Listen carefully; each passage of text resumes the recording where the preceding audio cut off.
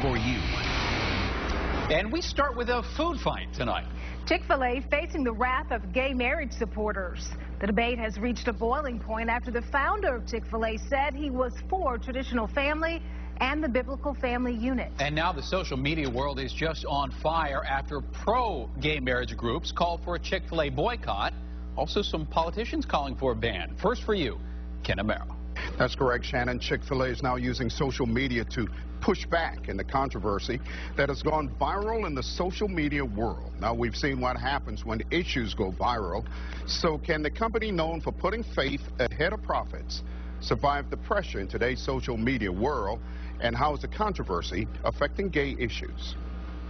The founder of Chick-fil-A has never hid his Baptist faith. Now, his latest comment has triggered a firestorm. Chick-fil-A is definitely going through a crisis right now. And it has made biting into one of its chicken sandwiches a political statement. Gay marriage is a topic of national concern right now with people on both sides.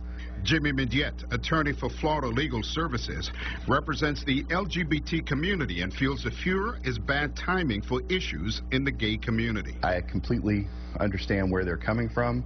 I happen to disagree with them. I think that it's not the right time. What happened? In a recent published interview, Dan Cathy, the company president, said, "We're very much supportive of the family. The biblical definition of the family unit, we're our first wives." And that triggered the firestorm. Using social media, gay activists are calling for a kissing boycott on August 1st. To counter that, Chick-fil-A supporters like former Governor Mike Huckabee call for supporters to show up the same day. Right now, as polarized as we are in this country on these issues, I think that's just the wrong approach.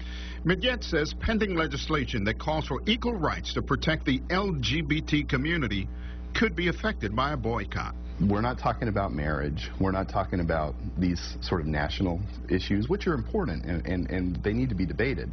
But I don't think they need to be debated on the sidewalk of Chick-fil-A. PR expert Jason Mudd wrote a book on crisis management. Chick-fil-A's never been quiet about their values. Mudd says he's been in contact with several North Florida Chick-fil-A operators. They're telling me that locally sales are up and it's business as usual for Chick-fil-A.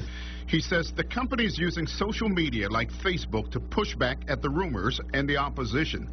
He's convinced Chick-fil-A will ride out the controversy. I think in this particular case, I think Chick-fil-A is at a point now where what I call step 10 in a 10-step crisis plan, they're riding out the storm.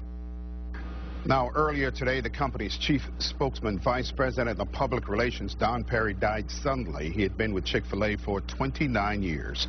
Greg Thompson, director of corporate communications, did not comment on the controversy, but said Chick-fil-A's culture is to treat every person with honor, dignity, and respect, regardless of their belief, race, creed, sexual orientation, or gender.